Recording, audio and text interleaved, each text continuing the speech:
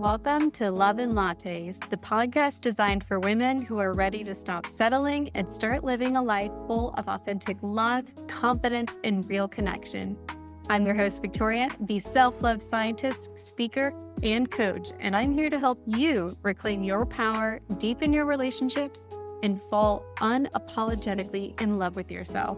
So grab your tea, your latte, or your favorite beverage, and let's get started.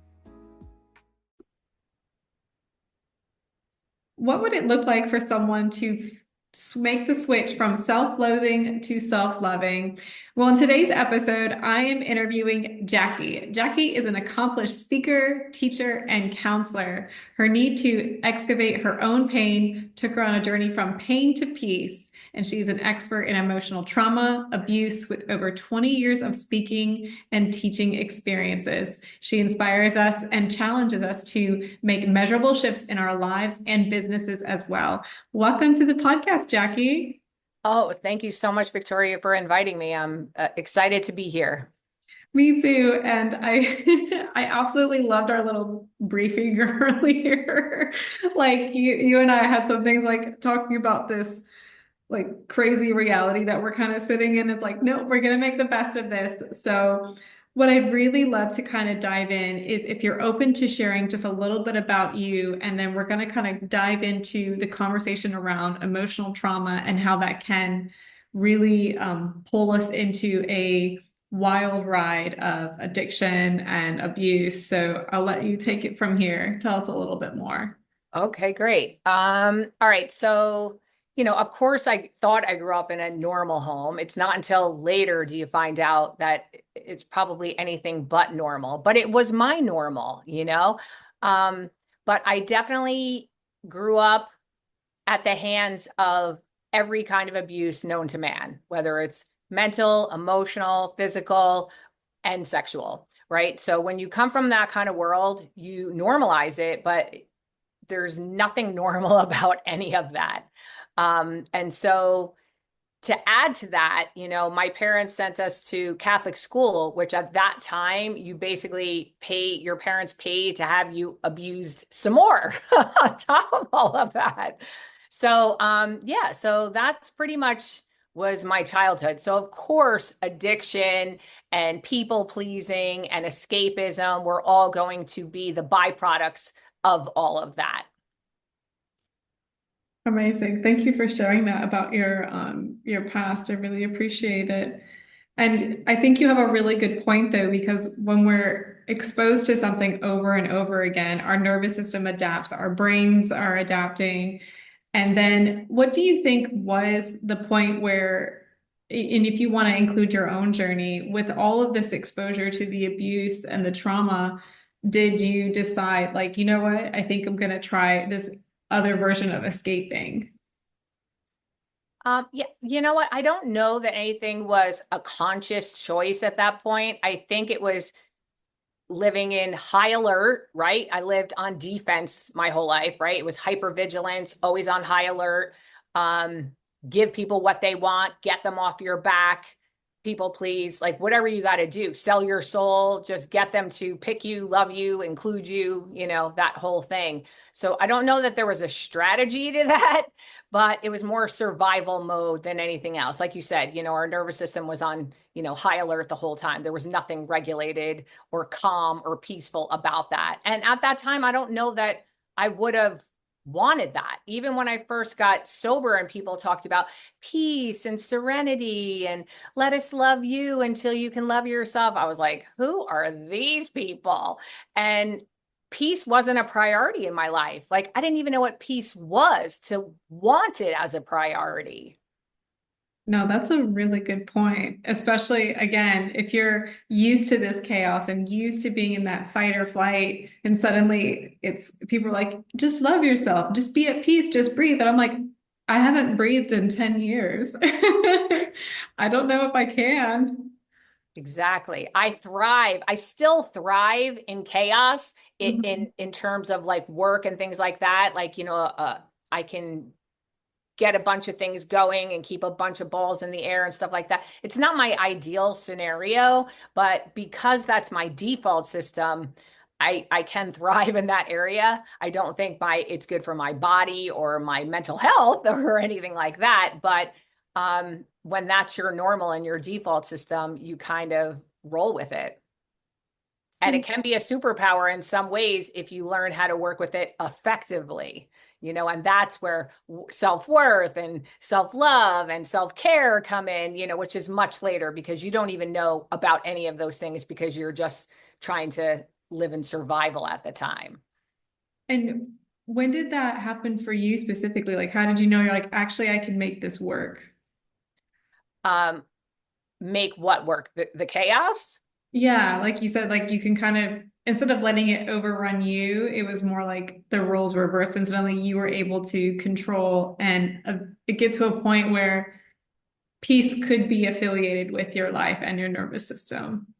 Okay, so I was definitely a few years sober. And like I said, when I first got sober, right, I have to be conscious to be able to do any of this. Peace was not a priority. In fact, anybody who had peace, and it's interesting because all previous relationships, like guys who actually wanted to love me and take care of me, were boring to me, right? Because they were peaceful, loving, reciprocal. I didn't want that. I wanted the crazy, toxic, whirlwind. Give me, I want that vibe between us, that crazy feeling that, now I know I want to run the other way when I have that vibe with somebody. But after a while of emotionally bottoming out, whether it be relationships or life or what have you, at some point, the pain of that made peace look really good. And then, and only then, when I'm sitting in that, you know, uh, quicksand or, molasses of that pain, are you willing to do anything to change that up? And, and peace was the priority and continues to be a priority now. But it took a lot of emotional pain and willingness to get there. And when you say like that dropping out feeling, like the emotional bottoming out, I think that's like maybe might be the first time I've heard something like that. Can you tell me a little more about that? Well, I've had many of those. So I guess it just depends on the experience. I've had, plenty of emotional or spiritual or whatever you want to call it bottoms. And when I say that, I mean, life, whatever, isn't going your way in relationships or work or whatever. For somebody like me, when a relationship ended or whatever, the perceived rejection or abandonment of a situation or a person or a relationship, I felt like I was going to die. Now, before getting sober, I probably didn't feel that. I would just go medicate that, go to the bar, pick up another guy, whatever the case may be, so I didn't have to feel any of those things. When you're sober, you can't do that anymore. So now you're left with the person left you, real or imagined, whether that's true or not, it's true to you, and abandonment and now grief, right? And if you're somebody who medicated their whole life, not only do you have to grieve what's in front of you, you have to grieve the idea of what you made it in your head, because clearly it wasn't what was really in front of you, or they wouldn't have abandoned you and you wouldn't be so shocked.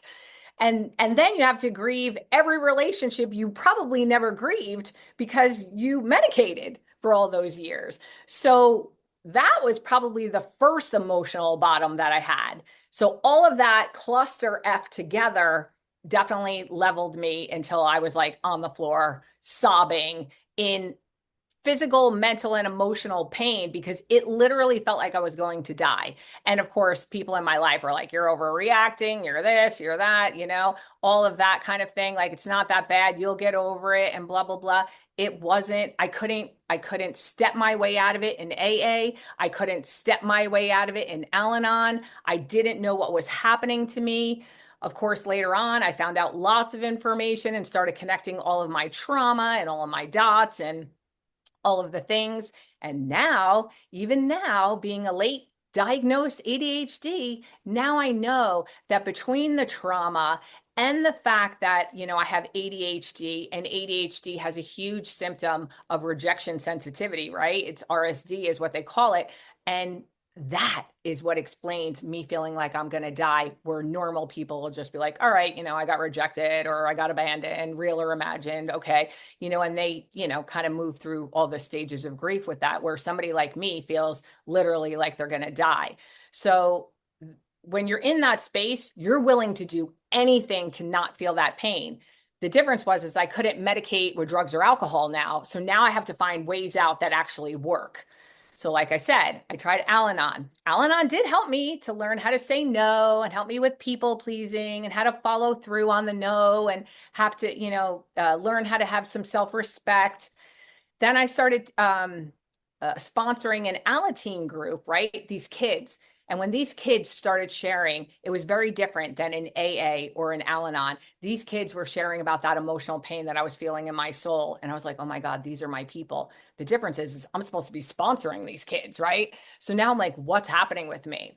So that landed me in a therapist chair. And then I started really doing the deep dive into all the trauma, all the abuse, all the connecting of the dots and what was mine and what wasn't mine, and ripping apart my ancestral tree and all of that, and learning that I'm probably the first person in my lineage of family going back hundreds, if not thousands of years, that has ever even begun to want to heal.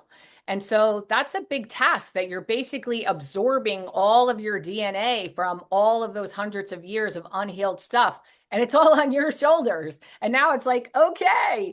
And now you're conscious and you win the prize. You get to feel all the feelings of all of them. But first, you have to separate whose are whose and just work with your unprocessed material.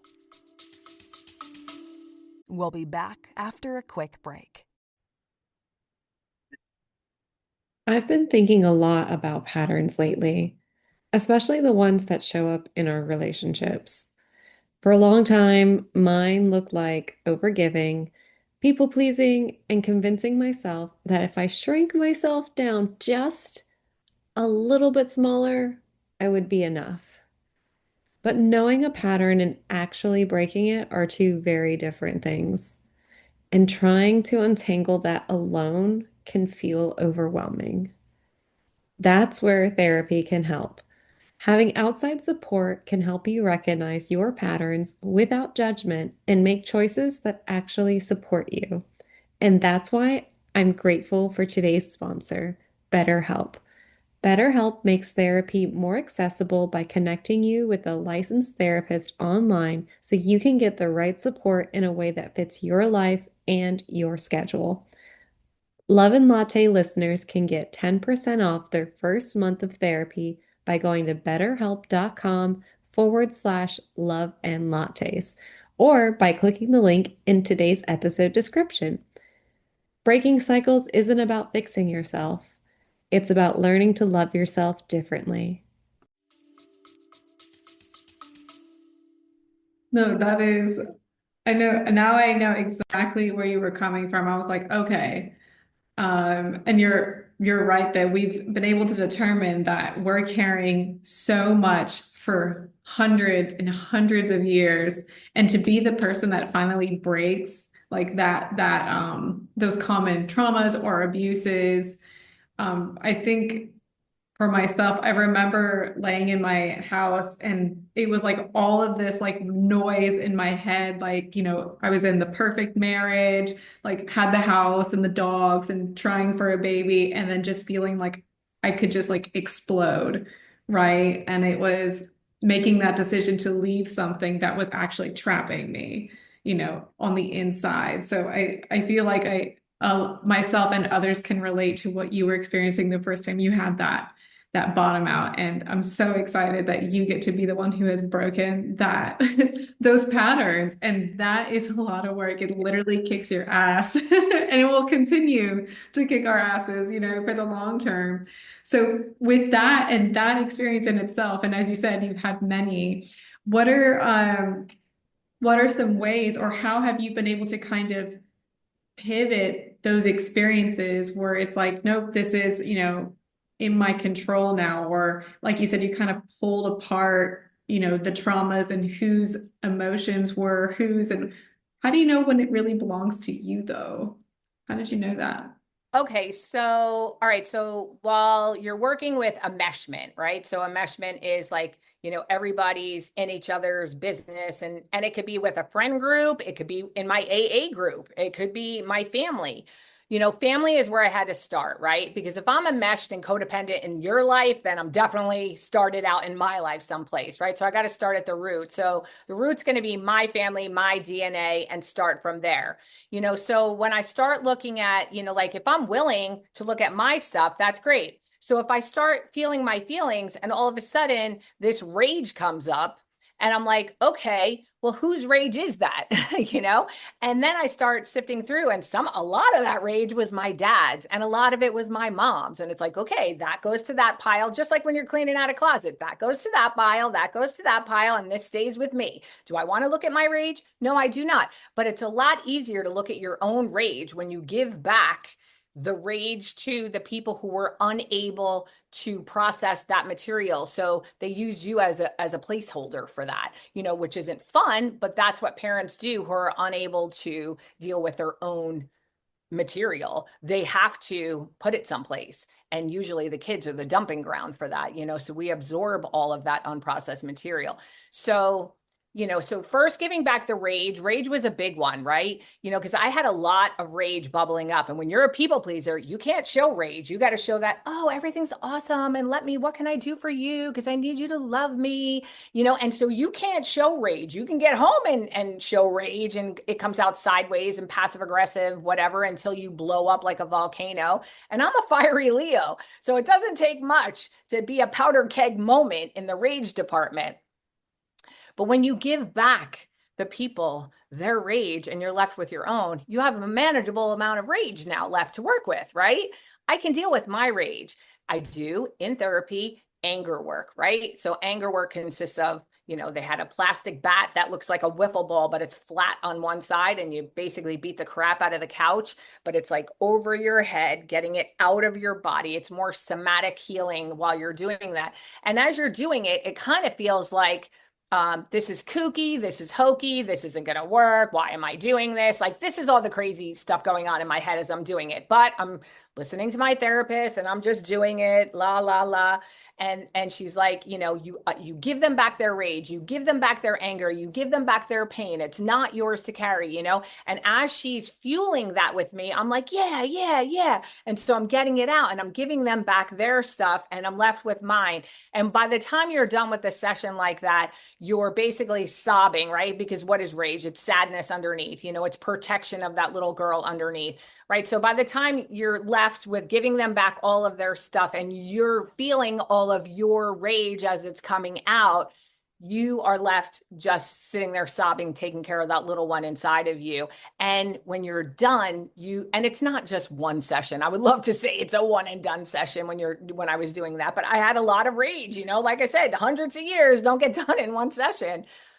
But when you can go there and get past the hokey, this isn't going to work, and all the stuff that your head is going to try and do to try and keep you safe, but it's really blocking you from your freedom, you will cry. And I was sobbing, and then you can take care of that little one, and then you feel peaceful. And not only that, but your body feels lighter and your head feels lighter. And you're like, oh my God, why didn't I do that 20 years ago? But you didn't even know you were carrying everybody else's stuff. You didn't even know you had to feel your own. In fact, you've been doing everything to avoid feeling anything up until this point. So, thinking that I just had to deal with my own stuff was probably the first illusion that I had when I got into therapy. I had no idea the first part of therapy was separating what was yours and what was mine. And so that was just rage. That's not even every other thing that I had to walk through to separate, but that's just an example of how I walk through that. That's a really powerful example, though. And you said something earlier that I was like, oh my God, like this is where we hit the gold nugget. Like, everybody write this down. Jacquie said, it is not yours to carry. Absolutely not yours to carry. And it never was. It never was. We were just placeholders. And it's, I'm not blaming my parents, so to speak, although I did, and I had to, and I needed to put them on trial and find them guilty and all the things, but they weren't able to. it's, in AA, there's a saying that says like, people are either unwilling or incapable of being honest with themselves. And I kind of use that with everything. Like some people are incapable of being honest with themselves, and some people are unwilling. The people who are unwilling, I'm not carrying your stuff. The people who are incapable, I don't want to carry your stuff either, but I can at least give you a pass. Like that's how I kind of view people in the world today. No, this is great. And for those who are listening, or for those who who might be in a very similar situation, or they're like learning, I think at the end of the day, it's like you said, it's like we have to learn how to feel into our feelings, and then it sounds like we got organizing to do, and then recognizing that this isn't just yours, that it's not yours. Like you have your own thing that we have to sort through. But what would you challenge our listeners with when it comes to handling, whether they're in recovery or emotional trauma? Yeah. Okay. So yeah, you don't have recovery is not a requirement. It was just, a lot of people who come from a lot of abuse are going to medicate in some way. It may not be with drugs and alcohol, like we were talking about before the show. It could be with social media. It could be with working out. People, like I shared with you before the show, there's a definition. Pia Melody defines addiction as anything to avoid intolerable reality. And in the world we're living in, everybody's trying to avoid intolerable reality right now. So it could be anything of the way you're checking out. So whether you're in recovery or not, it's not a prerequisite to healing your emotional material, right? So a lot of us, if you do come from emotional abuse or any kind of abuse for that matter, you might or tend to lean towards that people pleasing or things like that. First step would be to learn how to take care of yourself, learn what self-respect is, start doing things that are like that. At first it was more about getting self-esteem. Like I did that. I watch my grandson who's 3 years old, when he can do something, he's like, I did it. And that is the first steps in getting self-esteem. But it really has to go back to that juvenile of a thing. And if it starts there, then you can build your self-esteem there, right? Self-worth and self-respect kind of are the natural byproducts later. When I was on a dating site, and I started talking to a guy, right? And they would come back on like the first interaction, with the pen pal thing where you're like, hey, how are you? And they're like, hey, how are you? When on the second interaction, when they're coming at you with sexual innuendo, and I've never even had a cup of coffee with you, that's not okay. But you know what? 20 years ago, of course it was okay, because any attention, just please love me, was okay. Oh my God, they're talking to me. So even though I might have checked in with my body and it would have made me uncomfortable, I would have bypassed that and been like, oh, okay. Oh, you want me to send you a picture? Here you go.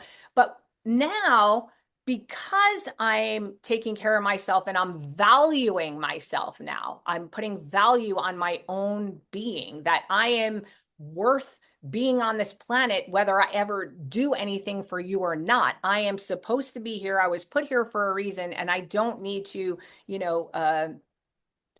dance around to make you happy. So anyway, back to the dating site. So when that came at me, and I was like, no, I'm not doing that anymore. I would be like, yeah, I'm sorry. I'm really like, and sometimes I would say, hey, I've never even had coffee with you. What are you doing? And you kind of weed them out right then and there when you start sticking up for yourself. But you know what I saw in those first interactions when I started valuing myself? That's where I saw what self-respect looked like. I didn't see self-respect in myself. I saw it through the eyes of strangers that they had a choice. They didn't have to respect me, but they did. And either they respected me and slunk away, you know what I mean? Or I don't even know if that's a word, but they just kind of went out into the shadows. Or B, they were like, oh yeah, you know what? I'm so sorry. I'm just kind of looking for a hookup. I'm not looking for a relationship. And they got honest. But either way, it commanded some kind of respect from the other person. And it didn't have to just be with a website. It could be with work where I'm like, yeah, I'm not comfortable with that. Or yeah, I don't feel good about that, or whatever else. When I started sticking up for myself, when I started saying what I actually felt in my body and in my mind while it was happening in real time, even though it was the most uncomfortable, unpopular thing to say, it commanded respect, even if they didn't agree with me, even if they didn't like it, even if they wanted to fire me over it. Nobody could say it wasn't respect worthy, So, and I could see that in their eyes. And, that's an addiction you kind of want. When you see that being reflected back at you, you want more of that, because I never had that before in my life. And when you start seeing that self-respect, you definitely want more of that. Oh, I absolutely love that. I love how you reframe that in terms of like wanting more of that kind of. Yeah, if you're going to have an addiction, get an addiction to seeing that reflected back at you, for sure.